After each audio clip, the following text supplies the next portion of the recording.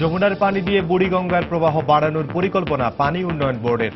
শিগগিরই শুরু প্রকল্প, দূষণের উৎস বন্ধের তাগিদ। জঙ্গি রাশেদকে জিজ্ঞাসাবাদ শেষে হোলি আর্টিজান হামলার চার্জশিট, 6 দিনের রিমান্ড মঞ্জুর। বগুড়ায় মা মেয়ের চুল কেটে দেওয়ার অভিযোগে এক নারী কাউন্সিলরের বিরুদ্ধে অভিযুক্তের বিরুদ্ধে মামলা। সীতাকুণ্ডের 3টি ইউনিয়নের অর্ধলক্ষ শিশুকে হামের টিকা দেয়া শুরু, কমিউনিটি ক্লিনিক স্থাপনের আশ্বাস স্বাস্থ্য অধিদপ্তরের। এবং এক দশকে সুন্দরবনে বাঘ কমেছে প্রায় 350। জরিপের তথ্য, বাঘ দিবসে খুলনায় র্যালি।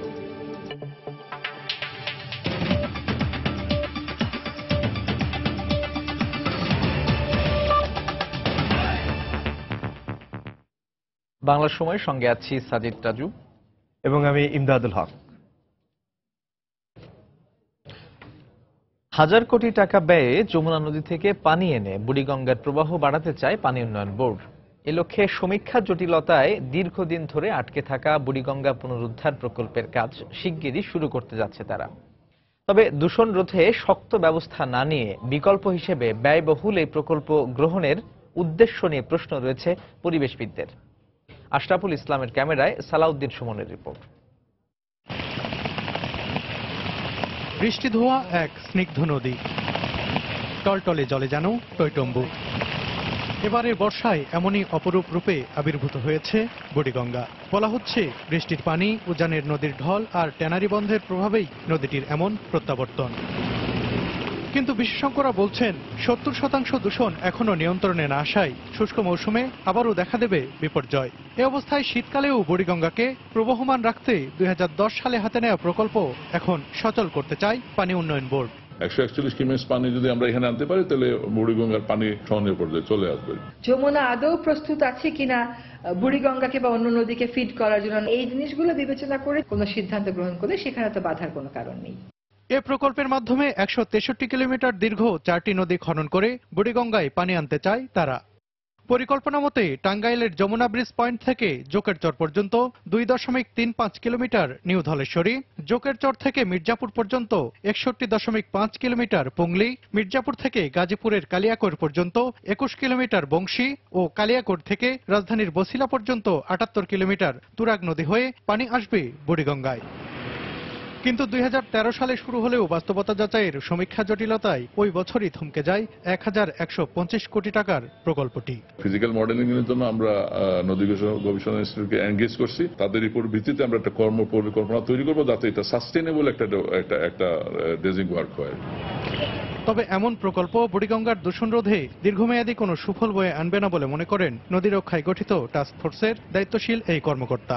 আমি মনে করি এটা লং টার্ম কোনো সলিউশন না। পানি প্রবাহ বৃদ্ধি করার পাশাপাশি এটার সোর্সে যেখান থেকে উৎপন্ন হচ্ছে বর্জ্যগুলো, সেখানে এটাকে অ্যারেস্ট করতে হবে। দূষণ রোধকে প্রধান চ্যালেঞ্জ মনে করেন পরিবেশবিদরাও। পানির প্রবাহ বাড়ানোর এ প্রকল্পকে ইতিবাচক হিসেবে দেখলেও এর উপযোগিতা ও স্বচ্ছতা নিশ্চিত করার তাগিদ দিচ্ছেন তারা। সারা বছর যদি যমুনার থেকে পানি আসে তাহলে দূষণ কিছুটা কমবে, বাট সবার উপরে যে দূষিত পানি আমরা নদীতে ফেলছি সেটা শোধন করতে হবে। নদী রক্ষার কথা বললেই সরকার ড্রেজিং এর কথা প্রথম দিয়ে শুরু করে। এখানে হয়তো অনেক টাকা পয়সার ব্যাপার আছে, আমি ঠিক জানি না, বাট ড্রেজিং এবং ড্রেজার কিনে ফেলা এটাই হচ্ছে সরকারের প্রাথমিক কাজ। যে সমস্ত অর্থবিত্তের মালিক তাদের শিল্প বর্জ্য দিয়ে দূষণ করছেন তাদের বিরুদ্ধে সরকারকে কোনো ব্যবস্থা নেওয়ার কথা বলতে আমরা দেখি না। এবছরের সেপ্টেম্বরে কাজ শুরু করে 2020 সালে প্রকল্পটি শেষ করার লক্ষ্য রয়েছে পানি উন্নয়ন বোর্ডের। থই থই জল আছে বলেই বর্ষাকালের বুড়িগঙ্গা এত সুন্দর।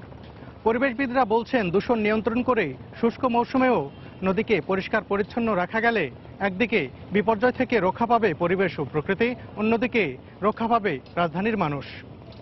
সালাউদ্দিন সুমন, সময় সংবাদ, ঢাকা। হোলি আর্টিজান হামলার অন্যতম পরিকল্পনাকারী আসলাম হোসেন ওরফে রাশেদ আদালতে জবানবন্দি দিলে অথবা তাকে জিজ্ঞাসাবাদে বিস্তারিত তথ্য পাওয়া গেলেই এই মামলার চার্জশিট দেওয়া সম্ভব হবে। দুপুরে ডিএমপির মিডিয়া সেন্টারে সংবাদ সম্মেলনে কথা জানান কাউন্টার টেররিজম ইউনিটের প্রধান মনিরুল ইসলাম। গুলশান হামলায় রাশেদ অস্ত্র সরবরাহ এবং হামলাকারীদের প্রশিক্ষণ দিয়েছিল বলেও জানান তিনি। এদিকে রাশেদকে 6 দিনের রিমান্ড মঞ্জুর করেছেন আদালত। 2014 সালে রাজশাহীর নিউ গভর্নমেন্ট ডিগ্রি কলেজের উচ্চ মাধ্যমিকের ছাত্র থাকা অবস্থায় অনলাইনে জঙ্গিবাদ বিষয়ক ভিডিও দেখে উগ্রবাদে দীক্ষিত হয় আসলাম হোসেন ওরফে রাশেদ। পরে একটি বেসরকারি প্যারামেডিকেলে পড়া অবস্থায় কথিত হিজরতের নামে ঘর ছাড়ে। আর শরীফুল ইসলাম খালেদের মাধ্যমে তামিম চৌধুরীর সঙ্গে পরিচয় হয় তার। অল্প দিনে হয়ে ওঠে তামিম চৌধুরীর আস্থাভাজন। হোলি আর্টিজান হামলার পর ক্রমাগত স্থান পরিবর্তন করে প্রথমে ছিল গাজীপুরে, পরে উত্তরবঙ্গের বিভিন্ন জায়গায় আত্মগোপনে থাকে সে। পুলিশ বলছে হোলি আর্টিজান হামলায় অস্ত্র সরবরাহ, তামিম চৌধুরী সহ হামলাকারীদের জন্য বাসা ভাড়ার দায়িত্ব ছিল তার। রাশেদ ওরফে র্যাশ যদি বিজ্ঞ আদালতে স্বীকারোক্তিমূলক জবানবন্দি দিতে চায়, তার এই জবানবন্দি দিতে চাইলে তাকে বা দিতে না চাইলেও তাকে জিজ্ঞাসাবাদে প্রাপ্ত তথ্যের পরেই তার রিমান্ড শেষ হলেই আসলে চার্জশিট তৈরির যে প্রক্রিয়া সেটি শুরু হবে। পুলিশ বলছে রোহান ইমতিয়াজ নিবরাজদের সঙ্গে হোলি আর্টিজান হামলায় অংশ নেওয়ার কথা ছিল তারও।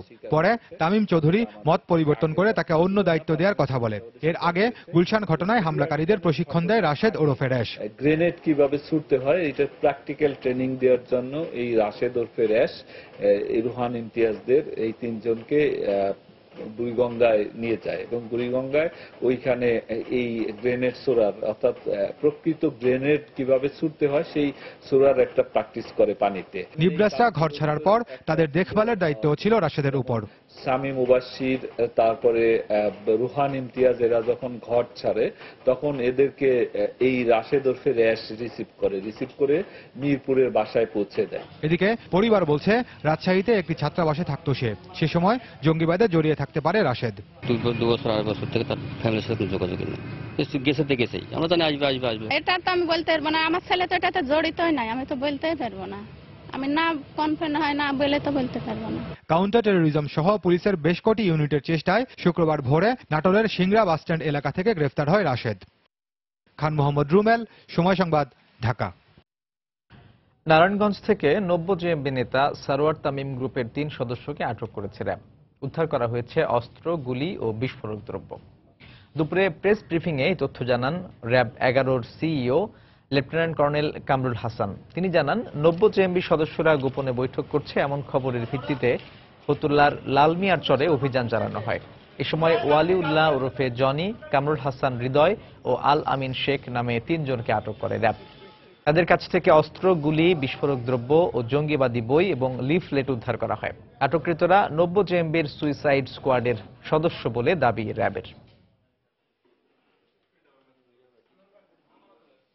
মূলত নাশকতার পরিকল্পনা এবং সংগঠনকে আরো শক্তিশালী করা, বিগত বেশ কিছু অভিযানে তাদের যে সকল নেতৃবৃন্দ গ্রেফতার হয়েছে তাদের ব্যাপারে সিদ্ধান্ত নেওয়া এবং সংগঠনের নেক্সট কর্মকাণ্ড পরিচালনা করা এবং কিছু স্পেসিফিক অ্যাটাকের তথ্য বা অ্যাটাক পরিকল্পনার তথ্য আমরা পেয়েছি, যেগুলো নিয়ে আমরা কাজ করছি। এবং এটি একটি ধারাবাহিক অভিযান যেহেতু, এবং আমরা এই অভিযানের যারা গ্রেফতার হয়েছে তাদের সাথে পূর্বের মামলার সংশ্লিষ্টতা আছে, তাদের যে প্রাথমিক স্বীকারোক্তি সেই স্বীকারোক্তি মোতাবেক আমরা নিশ্চিত হয়েছি যে এরা নিষিদ্ধ ঘোষিত জঙ্গি সংগঠন জেএমবি সারোয়ার তামিম গ্রুপের 3 জন সক্রিয় সদস্য। বগুড়ায় স্থানীয় এক মহিলা কাউন্সিলরের বিরুদ্ধে কলেজ ছাত্রী ও তার মাকে মারধরের পর মাথার চুল ফেলে দেওয়ার অভিযোগ উঠেছে। আহত মা ও মেয়ে বগুড়ার শহীদ জিয়াউর রহমান মেডিকেলে চিকিৎসাধীন রয়েছেন। এ ঘটনায় অভিযুক্ত মহিলা কাউন্সিলর রুমকি সহ 8 জনকে আসামি করে থানায় মামলা হয়েছে। বিস্তারিত জানাচ্ছেন মাজিদুর রহমান, ছবি তুলেছেন রবিউল ইসলাম। শুক্রবার সকালে বগুড়া শহরের চক সূত্রাপুর এলাকায় ওয়ার্ড কাউন্সিলর মার্জিয়া হাসান রুমকি তার ভগ্নিপতির সঙ্গে অবৈধ সম্পর্কের অভিযোগ তুলে স্থানীয় এক মেয়ের বিরুদ্ধে নির্যাতিতার অভিযোগ কাউন্সিলর তাকে ও তার মাকে বাড়ি থেকে বের করে তালা লাগিয়ে দেয়। ঘটনার মীমাংসায় সালিশি বৈঠকও বসে দুপক্ষ। সালিশির এক পর্যায়ে কাউন্সিলর রুমকি ও তার ক্যাডাররা মা মেয়েকে পিটিয়ে আহত করে এবং মাথার চুল ফেলে দেওয়ার অভিযোগ ওঠে। আহত অবস্থায় তাদেরকে শহীদ জিয়াউর রহমান মেডিকেল কলেজ হাসপাতালে ভর্তি করা হয়। ওরা তো আমাকে ফোনেই বলছে যে আমি যদি তোদেরকে মেরেও ফেলে দিই, আমি 3টা ওয়ার্ডের কমিশনার, আমার কিচ্ছু হবে না, আমি পুলিশদেরকে টাকা খাওয়ালে আমার আর কিচ্ছু হবে না। অনেক মারধর করলো, তারপরে আমাকে একটা ঘরে আলাদাভাবে নিয়ে গেল, আম্মুকেও মারছে। স্টিলের পাইপ দিয়ে আগে আমাকে আর আমার মেয়ে চূড়ান্ত মারছে। আমার মেয়ের বেনি করা ছিল, বেনি কাটছে, কমিশনারের মা চুল কাটছে, আর একটা ছেলে মুন্না চুল কাটছে। তাদের শরীরে বিভিন্ন জায়গায় আঘাতের চিহ্ন রয়েছে বলে জানিয়েছেন চিকিৎসক। তার পায়ের বিভিন্ন জায়গায় ভোঁতা অস্ত্র যেমন লাঠি অথবা এই ধরনের কিছুতে আঘাত করছে, যার জন্য কিছুটা ব্যথা সে অনুভব করছে। তার ফার্দার ট্রিটমেন্ট আমরা চালাচ্ছি এবং আমরা সুপারভিশনে রাখছি এবং যাতে করে তার সুষ্ঠু চিকিৎসা হয় সেই ব্যবস্থা আমরা করছি। ঘটনার পর থেকে পলাতক রয়েছে অভিযুক্ত কাউন্সিলর, তার মা ও বোন। ঘটনার সাথে সাথে আমরা তুফান সরকারকে এবং যে 3 জন সহযোগী ছিল তাদেরকে গ্রেফতার করি এবং সেই ভিকটিম এবং তার মায়ের পরিবারের নিরাপত্তা নিশ্চিত করি এবং অন্যান্য যে আসামি ছিল ওয়ার্ড কাউন্সিলর রুমকি সহ অন্যদের গ্রেফতারের জন্য অভিযান চালায়। নির্যাতনের ঘটনায় বগুড়া পৌর কাউন্সিলর মার্জিয়া হাসান রুমকি সহ 8 জনের বিরুদ্ধে মামলা দায়ের করেছেন নির্যাতিতা মুন্নি বেগম। মাজিদুর রহমান, সময় সংবাদ, বগুড়া। বাংলার সময় আরো থাকছে। গাইবান্ধায় প্রতিবন্ধী এক গৃহবধূকে গণধর্ষণের অভিযোগ, গ্রেফতার 3। এজেন্সির গাফিলতিতে বিমান ধরতে না পারায় হজে যেতে পারেননি 105 জন হজ যাত্রী। গতকাল তাদের সৌদি এয়ারলাইন্সের একটি বিমানে জেদ্দা যাওয়ার কথা ছিল। আজকের মধ্যে এই যাত্রীদের সৌদি আরব পাঠানোর জন্য এজেন্সিগুলোকে নির্দেশ দেওয়া হয়েছে বলে জানিয়েছেন হজ ক্যাম্পের পরিচালক। ইতিমধ্যে 42 জনকে আজ রাত 8টার ফ্লাইটে পাঠানোর ব্যবস্থা করা হয়েছে। শনিবার সকাল 10টা রাজধানীর আশকোনা হজ ক্যাম্পের চিত্র এটি। ব্যাগ আর লাগেজ নিয়ে অসহায় চোখে বসে আছেন হজ যাত্রীরা। অথচ এতক্ষণে তাদের থাকার কথা ছিল সৌদি আরবের জেদ্দায়, কিন্তু হজ এজেন্সি আর মোয়াল্লেমের গাফিলতির কারণে নির্ধারিত সময়ে বিমানবন্দরে আসতে না পারায় হজে যাওয়া নিয়ে অনিশ্চয়তার মুখে শতাধিক যাত্রী। পরশুদিন আসতে এলে মেহেরাম বাঁধছি, আমরা গোসল করে দিচ্ছি না, মনে হয় যে খুব কষ্টের মধ্যে আমরা আসছি। আমাদের খাওয়া দাওয়া থাকা খুব কষ্ট হয়েছে আমাদের। আমরা কষ্টের মধ্যে দিন যাপন করতেছি। এখন পর্যন্ত কালকে যে আমাদের কাছ থেকে টিকিট নেওয়া হয়েছে, এখন পর্যন্ত আমাদের কাছে কেউ আসেনি। নিজেদের দোষ স্বীকার করে যাত্রীদের শনিবার রাতেই জেদ্দা পাঠানো হবে বলে জানালেন হজ এজেন্সির কর্মকর্তারা। 5টার পরে আমাকে মেসেজ পাচ্ছি আমি যে তারা সবাই স্টপ আটকে আছে, বলছে আমাদেরকে নিয়ে যায়নি। তখন আর কিছু করার নাই, টিকিট রিইস্যু করতে লাগিয়েছি। আশা করি ইনশাল্লাহ রাত 8টা 10-এ 805 SB 805 ফ্লাইটে হাজি ইনশাল্লাহ চলে যাবে। যাত্রীরা হয়রানির শিকার হলে এজেন্সির বিরুদ্ধে কঠোর ব্যবস্থা নেওয়া হবে বলে জানান হজ ক্যাম্পের পরিচালক। আমাদের হজ যাত্রীগণ যেন সবাই সৌদি আরব যেতে পারেন এবং সুষ্ঠুভাবে হজ সম্পাদন করে দেশে আসেন। যদি গুরুতর কোনো অনিয়ম কেউ করে ফেলে কোনো এজেন্সি, অবশ্যই তার বিরুদ্ধে ব্যবস্থা নেওয়া হবে। এবছর 1,27,198 জন হজ পালন করতে সৌদি আরবে যাওয়ার কথা রয়েছে। ইতিমধ্যে 46টি ফ্লাইটে 19,011 জন হজ যাত্রী সৌদি আরব পৌঁছেছেন। শাহরিয়ার জামান দ্বীপ, সময় সংবাদ, ঢাকা।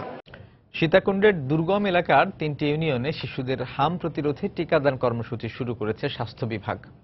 সকাল থেকে বিভিন্ন স্কুলে গিয়ে স্বাস্থ্যকর্মীরা শিশুদের হামের টিকা দেন। স্বাস্থ্য অধিদপ্তরের কর্মকর্তারা জানান, পর্যায়ক্রমে দুর্গম পাহাড়ি এলাকায় কমিউনিটি ক্লিনিক স্থাপন করা হবে। কমলদের রিপোর্ট। বিশ্ব স্বাস্থ্য সংস্থার পুর নির্দেশ মতে কোন স্থানে হামের প্রাদুর্ভাব হলে তার 1 বর্গ কিলোমিটার মধ্যে যেসব শিশু রয়েছে তাদের পুনরায় টিকা দিতে হয়। এই অবস্থায় সীতাকুণ্ডের দুর্গম ত্রিপুরাপাড়ায় 8 জুলাই থেকে 10 শিশুর মৃত্যু এবং 105 শিশু আক্রান্ত হওয়ার পর আবারও হামের টিকা দেওয়ার প্রক্রিয়া নিয়েছে স্বাস্থ্য বিভাগ। এর অংশ হিসেবে সাম্প্রতিক সময়ে সিভিল সার্জন কার্যালয় থেকে এখানকার শিশুদের একটি তালিকা করা হয়। এখানে 46,145 জন শিশুকে তারা তালিকাভুক্ত করে এবং শনিবার থেকে শুরু হয়েছে তাদের টিকাদান কর্মসূচি। প্রথম পর্যায়ে এখানকার 84টি শিক্ষা প্রতিষ্ঠানের প্রায় 31,000 শিশুকে টিকা দেওয়া হবে। শনিবার সকাল থেকে শিক্ষা প্রতিষ্ঠানগুলিতে গিয়ে স্বাস্থ্যকর্মীরা এই টিকা দেওয়া শুরু করে, আর তাদের সহযোগিতা করছে স্কুলের শিক্ষকরা। শুধু শিক্ষা প্রতিষ্ঠান নয়, দুর্গম ত্রিপুরাপাড়াও একইভাবে টিকা দেওয়া হচ্ছে। 2000 ছাত্রছাত্রী সবাইকে টিকা দিচ্ছি, ওনারা সবাই টিকা দেওয়া হচ্ছে সুন্দরভাবে, সুশৃঙ্খলভাবে ওনারা টিকা দিচ্ছেন। এই টিকা বাংলাদেশের সকল শিশুদের উপকারে আসবে, এটা সরকারের খুব একটা ভালো উদ্যোগ। টিকা দিচ্ছে আমার বাচ্চাকে, আজকে আমার অনেক ভালো লাগছে। টিকা দিলে অনেক ভালো, অনেক রোগ থেকে বাঁচা যায়, বাচ্চারা সুস্থ থাকতে পারে, এখন রোগ ব্যাধি কম হবে। দ্বিতীয় পর্যায়ে বাড়ি বাড়ি গিয়ে এবং স্বাস্থ্য কেন্দ্রে আরো প্রায় 10,000 শিশুকে টিকা দেবে এই স্বাস্থ্য বিভাগ। টিকাদান কর্মসূচি প্রত্যক্ষ করার জন্য ঢাকা থেকে এসেছেন বিশ্ব স্বাস্থ্য সংস্থার পাশাপাশি স্বাস্থ্য বিভাগের ঊর্ধ্বতন কর্মকর্তারা। যতগুলি পাহাড় আমরা যেতে পারি আমরা যাওয়ার চেষ্টা করব এবং সেভাবে আমরা তাদেরকে ভ্যাকসিনেশন দেওয়া এবং অন্যান্য যা প্রয়োজন স্বাস্থ্য বিভাগের পক্ষে যত কিছু দেওয়া সম্ভব সবগুলি আমরা এখানে দিতে চেষ্টা করব এবং ইনশাল্লাহ আমরা আশা করি তাতে আমরা সাকসেসফুল হব। 2 পাহাড় পাহাড়ের মাঝখানে এখানে যে হাফিজ জুট মিলস এরিয়া আছে সেখানে বাংলাদেশ কলোনিতে আমরা একটা কমিটি কিনে করছি যে আগামী 5 দিনের মধ্যে টিনের ঘর উঠে যাবে ইনশাল্লাহ। সেখানে আমরা একটা সিএসসিবি দিয়ে সেখানে স্বাস্থ্যসেবা দেবো। গত 8 জুলাই এই সীতাকুণ্ড দুর্গম ত্রিপুরাপাড়ায় হামজ্বরে আক্রান্ত হয়ে অন্তত 10 শিশুর মৃত্যু হয়, অসুস্থ হয় আরো 105 শিশু। আর এখানে টিকাদান কর্মসূচিতে গাফিলতির অভিযোগে এখানকার 6 স্বাস্থ্যকর্মীকে বদলি করা হয়েছে সন্দ্বীপে। দীর্ঘদিনের কুসংস্কার এবং ভয় ত্যাগ করে এই ত্রিপুরাপাড়া বাসিন্দারা হাসি মুখে এসেছেন টিকা দেওয়ার জন্য এবং সন্তানদের টিকা দিতে পেরে তারা তাদের ভুল বুঝতে পেরেছেন এবং এখন অনেকটা উচ্ছ্বসিত। সীতাকুণ্ড দুর্গম ত্রিপুরাপাড়া থেকে কমল দে, সময় সংবাদ। শরীয়তপুরে নিখোঁজের একদিন পর পুকুর থেকে 8 বছরের এক শিশুর লাশ উদ্ধার করেছে পুলিশ। সকালে নড়িয়া উপজেলার পুনাইখার কান্দি এলাকা থেকে তার লাশ উদ্ধার করা হয়। পুলিশ জানায় পুকুরে রত্নার লাশ ভাসতে দেখে থানায় খবর দেন এলাকাবাসী। খবর পেয়ে ঘটনাস্থলে যায় পুলিশ। সেখান থেকে লাশ উদ্ধার করে ময়নাতদন্তের জন্য জেলা সদর হাসপাতালের মর্গে পাঠানো হয়। স্বজনরা জানান গতকাল দুপুরে গোসলের কথা বলে বাড়ি থেকে বের হয় রত্না। এরপর থেকেই নিখোঁজ ছিল সে। পানিতে ডুবে তার মৃত্যু হয়েছে বলে ধারণা পুলিশের।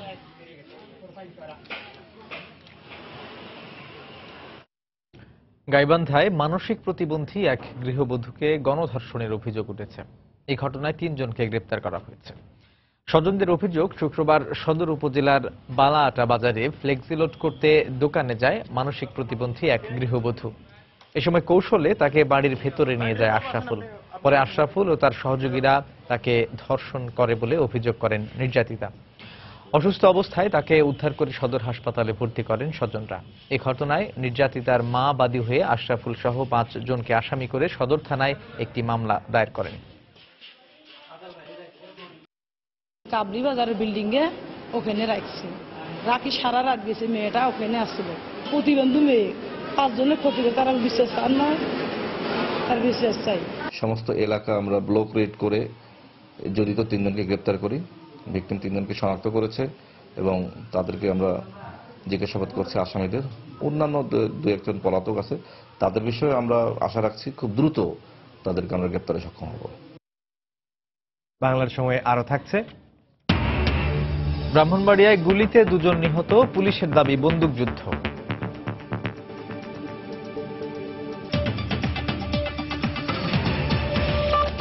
যশোরে স্থায়ীভাবে জলাবদ্ধতা রোধে সরকারের নেয়া কর্মপরিকল্পনা দ্রুত বাস্তবায়নের দাবি জানিয়েছেন ভবদহ পানি নিষ্কাশন সংগ্রাম কমিটির নেতারা।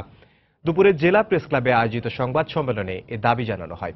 এ সময় কমিটির আহ্বায়ক রণজিৎ বাওয়ালি, প্রধান উপদেষ্টা ইকবাল কবির জাহিদ সহ নাগরিক সমাজের প্রতিনিধিরা উপস্থিত ছিলেন। এ সময় বক্তারা অভিযোগ করেন, কাপালিয়া বিল ঘিরে জোয়ারাধার TRM প্রকল্প নেওয়া হলেও একটি মহলের কারণে তা বাস্তবায়ন হচ্ছে না। এ অবস্থায় অভয়নগর, মনিরামপুর ও কেশবপুরকে জলাবদ্ধতা থেকে রক্ষা করতে দ্রুত প্রকল্প বাস্তবায়ন দরকার বলে জানান তারা।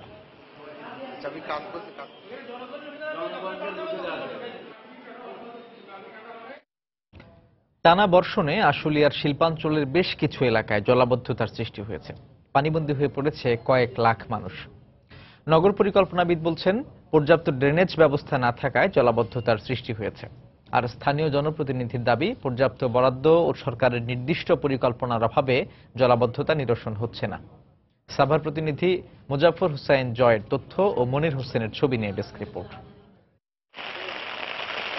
টানা বৃষ্টিতে আশুলিয়া শিল্পাঞ্চলের কুরগাঁও, শ্রীপুর, বাইপাইল, গাজীচর সহ বেশ কিছু এলাকায় জলাবদ্ধতা সৃষ্টি হয়েছে। কোথাও কোথাও বাসাবাড়ির নিচতলা ও দোকানে পানি ঢুকে পড়েছে, তলিয়ে গেছে গুরুত্বপূর্ণ সড়ক। ফলে স্কুল, কলেজ ও অফিস আদালতে যেতে দুর্ভোগ পোহাচ্ছেন স্থানীয়রা।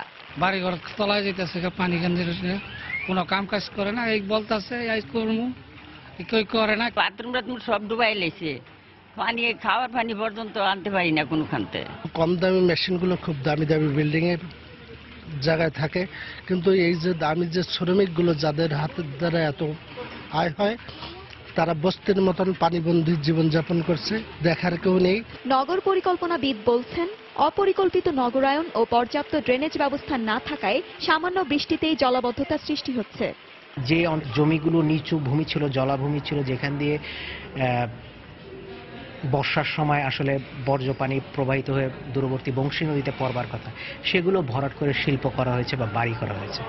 তো এখন বৃষ্টিতে যখন পানি জমবে, এই জমে যাওয়া পানিটা যাবে কোথায়? তার যাওয়ার রাস্তাটা আমরা বন্ধ করে দিয়েছি। সমস্যার সমাধানে সরকারের নির্দিষ্ট পরিকল্পনার প্রয়োজন বলে জানালেন স্থানীয় জনপ্রতিনিধি। শিল্পাঞ্চল অনেক মেল ফ্যাক্টরি রয়েছে, সরকার যদি এই দিক থেকে সুনজর না দেয় এবং বৃহত্তর কোনো বড় পরিকল্পনা না নেয় ড্রেনেজ ব্যবস্থার জন্য, তাহলে কিন্তু আমরা খুবই বিপর্যয়ের মধ্যে থাকব। আশুলিয়ার শিল্পাঞ্চলে প্রায় 15 লাখ মানুষের বসবাস। এর মধ্যে 10 থেকে 12টি ওয়ার্ডের প্রায় 6 লাখ মানুষ পানিবন্দী অবস্থায় রয়েছে। সময় সংবাদ, সাভার। প্রথম শ্রেণীর মর্যাদা পাবার 20 বছর পার হলেও যোগাযোগ ব্যবস্থার তেমন কোনো উন্নতি হয়নি নেত্রকোনার পৌর এলাকার। শহরের প্রধান সড়কগুলোর বেহাল দশায় চরম দুর্ভোগ পোহাচ্ছেন পৌরবাসী। তাদের অভিযোগ, বারবার দাবি জানানোর পরও সড়কগুলো সংস্কারে কোনো উদ্যোগ নেই কর্তৃপক্ষের। অবশ্য পৌর মেয়র শিগগিরই সড়কগুলোর মেরামত কাজ শুরু করার আশ্বাস দিয়েছেন। আলপনা বেগমের পাঠানো তথ্য ও ছবি নিয়ে ডেস্ক রিপোর্ট। মুক্তারপাড়া থেকে রাজুর বাজার নেত্রকোনা পৌরসভার প্রধান সড়ক। দীর্ঘদিন ধরে বড় বড় গর্ত আর জলাবদ্ধতার মধ্যেই ঝুঁকি নিয়ে চলছে যানবাহন। একই চিত্র শহরের নাগরা আনন্দবাজার, অজহর রোড ও কুরপাড় সহ বেশিরভাগ ব্যস্ত সড়কের। এতে চরম দুর্ভোগ পোহাচ্ছেন পৌরবাসী। পানি জমে ধরলে তো গাড়ি লইয়া যাইতেই পারি না, আমরা গাড়ি লইয়া উল্টে জায়গায় গাড়ি। রাস্তাঘাট ভাঙার কারণে জ্যাম হয়ে যায়, কিছু কিছু ক্ষেত্রে আমরা পরীক্ষা দিতেও সমস্যা হয়ে যায়। পুকুরের মতো মনে হয় বৃষ্টি হওয়ার সময়, নামাজে যেতে, বাজারে যেতে, শহরে যেতে, সব জায়গায় যেখানে যাই এখানেই অবস্থা খারাপ। বৃষ্টি হলে আপনার রাস্তা দেওয়া যায় না, আইডিয়া করুন জানা। ভাঙ্গা রাস্তাঘাটে চলতে হোক, শরীরে খুব ব্যথা এসে পড়ে। স্থানীয়দের অভিযোগ, পৌরসভাটি প্রথম শ্রেণীর মর্যাদা পেলেও যোগাযোগ ব্যবস্থার তেমন কোনো পরিবর্তন হয়নি। এজন্য পৌর কর্তৃপক্ষের উদাসীনতাকেই দায়ী করছেন তারা।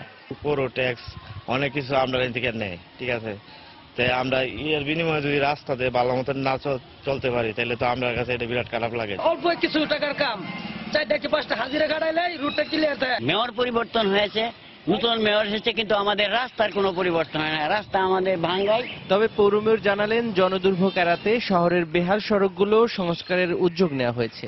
UGB3 থেকে টেন্ডার দেওয়া হয়েছে এবং প্রায় 10 কোটি টাকা ব্যয়ে এটা প্যাকেজটা করা হয়েছে। এই প্যাকেজের মধ্যে সমস্ত রাস্তাটা আছে। আগামী 1 বছর সময় দেওয়া আছে, 3 মাস অতিবাহিত হয়েছে, বাকি 9 মাসের মধ্যে এই কাজ সম্পন্ন হবে।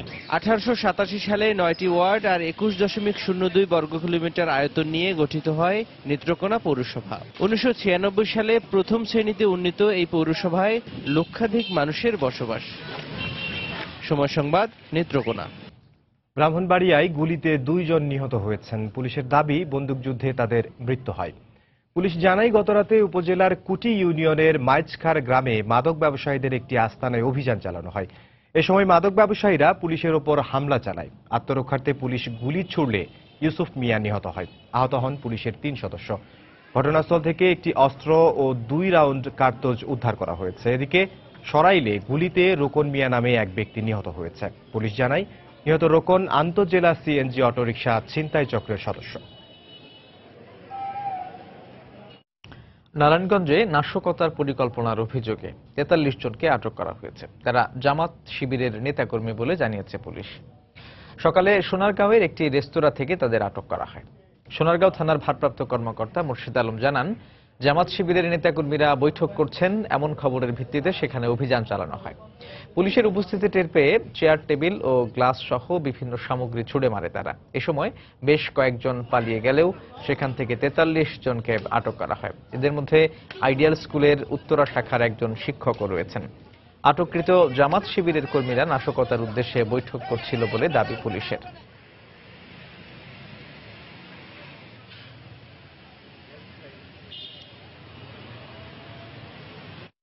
সারা দেশে পুলিশের বিশেষ অভিযানে 307 জনকে গ্রেফতার করা হয়েছে। পুলিশ জানায়, গতকাল রাত থেকে আজ ভোর পর্যন্ত ঝিনাইদহের 6টি উপজেলায় অভিযান চালানো হয়। এ সময় এক জামায়াত কর্মী সহ 82 জনকে গ্রেফতার করা হয়। তাদের বিরুদ্ধে বিভিন্ন থানায় নাশকতা, জঙ্গিবাদ, সন্ত্রাস ও মাদকের বেশ কিছু মামলা রয়েছে। এছাড়া গাইবান্ধায় 44, কুড়িগ্রামে 43, সাতক্ষীরায় 42, শেরপুরে 42, চাঁদপুরে 31 ও লালমনিরহাটে 23 জনকে গ্রেফতার করা হয়েছে বলেও জানায় পুলিশ।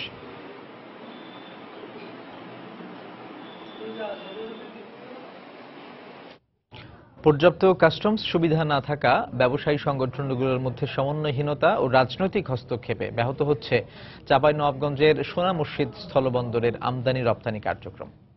সময়মতো পণ্য খালাস করতে না পেরে ক্ষতিগ্রস্ত হওয়ায় বন্দর বিমুখ হচ্ছেন ব্যবসায়ীরা। পাশাপাশি C&F এজেন্ট অ্যাসোসিয়েশন ও শ্রমিক সমন্বয় কমিটি সহ বন্দর সংশ্লিষ্ট সংগঠনগুলোর নির্বাচনে রাজনৈতিক নেতাদের হস্তক্ষেপ এই বন্দরের ব্যবসা বাণিজ্যকে আরও ক্ষতিগ্রস্ত করেছে বলে অভিযোগ ব্যবসায়ীদের।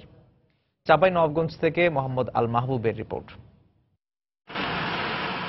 সুবিধাজনক যোগাযোগ ব্যবস্থার কারণে ব্যবসায়ীদের কাছে জনপ্রিয় দেশের দ্বিতীয় বৃহত্তম স্থলবন্দর সোনা মসজিদ। ভারত থেকে পেঁয়াজ, পাথর, ফ্লাই অ্যাশ, পোল্ট্রি ফিড ও ফল সহ বিভিন্ন পণ্য আমদানি হয় এই বন্দর দিয়ে।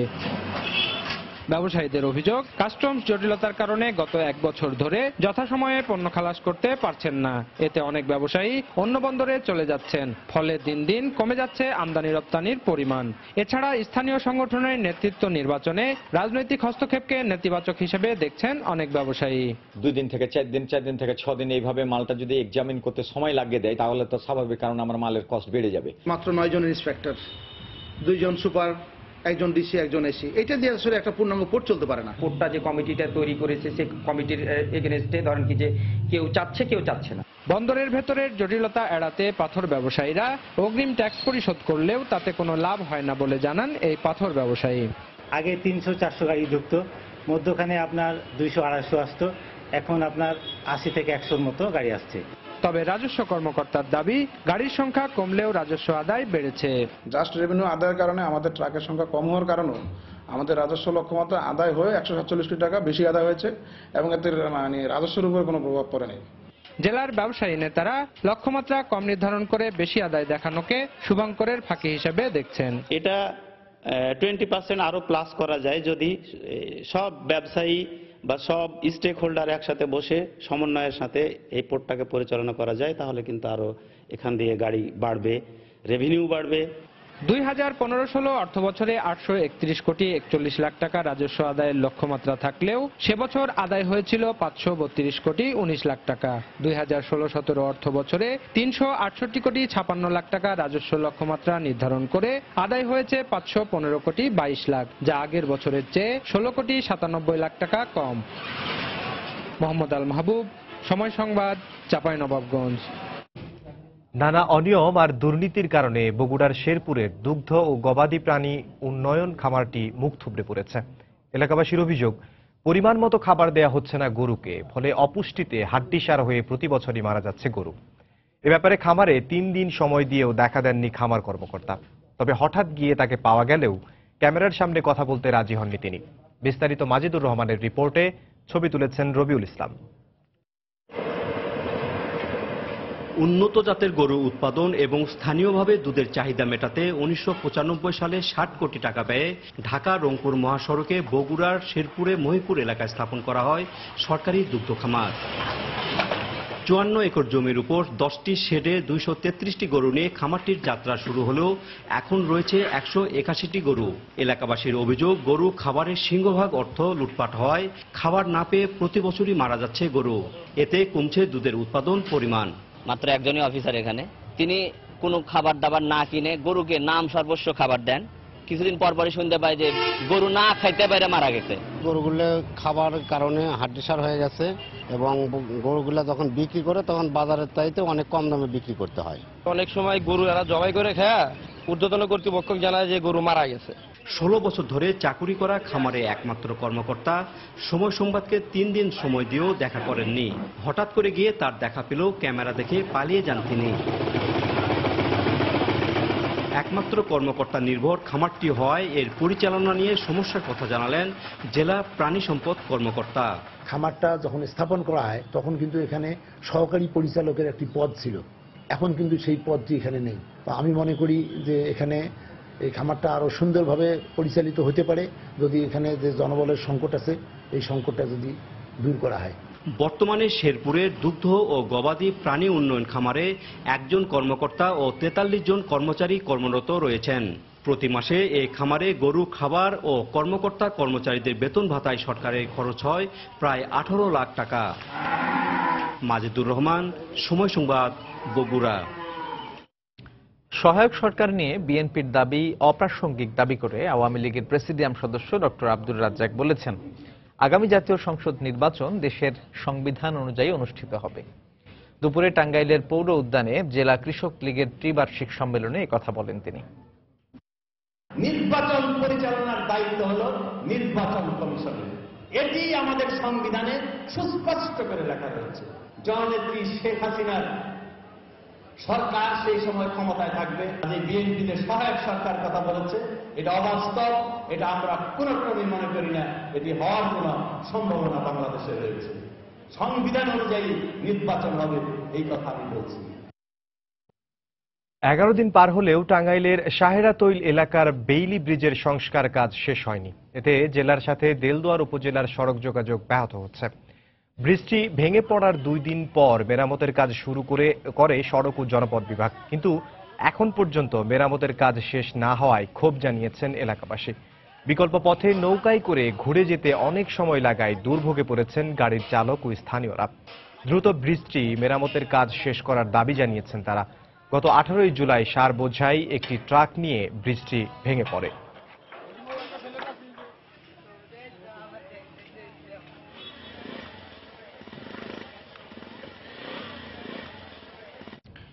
বাঘ আমাদের গর্ব, বাঘ রক্ষা করব। প্রতিপাদ্য নিয়ে দেশের বিভিন্ন স্থানে বাঘ দিবসে নানা কর্মসূচির আয়োজন করা হয়। দিবসটি উপলক্ষে সকালে পরিবেশ ও বন মন্ত্রণালয়ের আয়োজনে বাগেরহাট শহীদ মিনার চত্বর থেকে একটি বর্ণাঢ্য র্যালি বের করা হয়। র্যালি শেষে জেলা পরিষদ অডিটোরিয়ামে এক আলোচনা সভার আয়োজন করা হয়। এতে বক্তারা সুন্দরবনে বাঘের নির্বিঘ্ন চলাচল ও নিরাপদে বেঁচে থাকার পরিবেশ তৈরিতে সরকারকে জোরালো ভূমিকা পালনের দাবি জানান।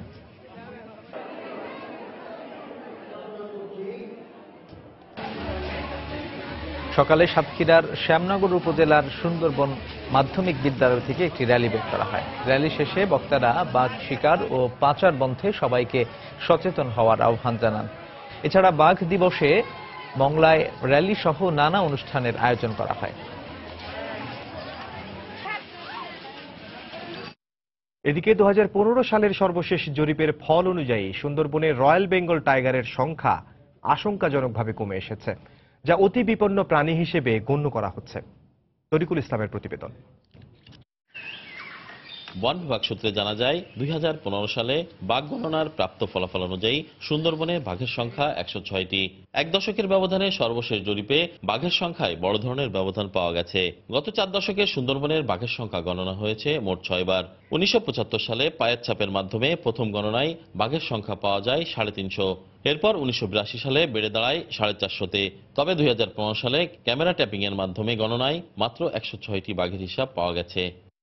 বিশেষজ্ঞরা বলছেন সুন্দরবন বাঘের বসবাসের জন্য অনুকূল পরিবেশ হারাচ্ছে। বন বিভাগের সর্বশেষ তথ্য অনুযায়ী গত 1.5 দশকে দুষ্কৃতিকারী, গণপিটুনি, বার্ধক্যজনিত ও প্রাকৃতিক কারণে 32টি বাঘ মারা গেছে। বাঘের সংখ্যা কমে যাওয়ার পিছনে প্রাকৃতিক এবং মনুষ্যসৃষ্ট কারণ দুইটাই দায়ী। সুন্দরবন এবং তার আশপাশে শিল্প কলকারখানা থেকে শুরু করে এবং অনিয়ন্ত্রিত এবং অপরিকল্পিত যেই ট্যুরিজম ব্যবস্থাপনা, এটাও কিন্তু এর জন্য দায়ী। বন বিভাগের সংশ্লিষ্ট কর্মকর্তা জানান, সুন্দরবনের বাঘ সুরক্ষায় স্থানীয় জনসাধারণকে সম্পৃক্ত করে স্মার্ট প্যাট্রোলিং কার্যক্রম চলছে, যার সুফলও পাওয়া যাচ্ছে। গত বছরের এবং আগের কিছু বছরগুলোতে আমরা আমাদের যে বনকর্মী আছে তাদেরকে আমরা বিভিন্ন বিষয়ে প্রশিক্ষণ দিয়েছি। স্মার্ট প্যাট্রোলিং প্রশিক্ষণ হয়েছে, ওয়াইল্ড লাইফ ক্রাইম কন্ট্রোলের যে বিষয় সেই প্রশিক্ষণ দেওয়া হয়েছে। এইভাবে আমরা চেষ্টা করছি। বাঘের অস্তিত্ব রক্ষায় বিচরণ ও আবাসস্থলকে অভয়াশ্রম হিসেবে ঘোষণা করার পরামর্শ এই বিশেষজ্ঞের। বাংলাদেশের সুন্দরবনের বাঘকে বিপন্নপ্রায় প্রাণী বলতে হবে। এতদ অঞ্চলের উন্নয়নের সাথে সুন্দরবনের সম্পৃক্ততা সেভাবে পরিলক্ষিত হয়ে যাচ্ছে। উন্নয়ন ভাবনা, সুন্দরবনের অবস্থান, সুন্দরবনের কি বলে স্থায়িত্বর সাথে একটা কনফ্লিক্টিং অবস্থা দেখা যাচ্ছে। বিশেষজ্ঞদের মতে বর্তমান সংখ্যাকে 150 থেকে 200 পর্যন্ত বৃদ্ধি না করতে পারলে ভবিষ্যতে সুন্দরবন থেকে বাঘ বিলুপ্তির সম্ভাবনা রয়েছে। তরিকুল ইসলাম, সময় সংবাদ, খুলনা। বাংলাদেশ ক্রিকেট লিগ বিপিএলে 5 বিদেশি ক্রিকেটার খেলানোর সিদ্ধান্ত মেনে নিলেন বাংলাদেশের অধিনায়ক মাশরাফি বিন মুর্তজা। যদিও শুরুতে বেশ আপত্তি ছিল তার। এবারের বিপিএলে রংপুর রাইডার্সের হয়ে ইতিবাচক ক্রিকেট খেলার লক্ষ্য মাশরাফির। হুমায়ুন কবির রোজের রিপোর্ট। বাংলার সময়ের শীর্ষ সংবাদ জানিয়ে দিচ্ছি আরেকবার। যমুনার পানি দিয়ে বুড়িগঙ্গার প্রবাহ বাড়ানোর পরিকল্পনা পানি উন্নয়ন বোর্ডের, শিগগিরই শুরু প্রকল্প, দূষণের উৎস বন্ধের তাগিদ। জঙ্গি রাশেদকে জিজ্ঞাসাবাদ শেষেই হোলি আর্টিজান মামলার চার্জশিট, 6 দিনের রিমান্ড মঞ্জুর। বগুড়ায় মা মেয়ের চুল কেটে দেওয়ার অভিযোগ এক নারী কাউন্সিলরের বিরুদ্ধে, অভিযুক্তের বিরুদ্ধে মামলা। সীতাকুণ্ডের 3টি ইউনিয়নের অর্ধ লক্ষ শিশুকে হামের টিকা দেয়া শুরু, কমিউনিটি ক্লিনিক স্থাপনের আশ্বাস স্বাস্থ্য অধিদপ্তরের। এবং এক দশকে সুন্দরবনে বাঘ কমেছে প্রায় 350, জরিপের তথ্য। বাঘ দিবসে বাগেরহাটে র্যালি। এই ছিল বাংলার সময়। যে কোনো খবর পেতে ভিজিট করুন সময়নিউজ.tv। এছাড়া এইমাত্র পাওয়া খবর আপনার মোবাইলে পেতে SMS করুন *PN লিখে পাঠিয়ে দিন 16242 নম্বরে। সঙ্গে থাকুন সময়।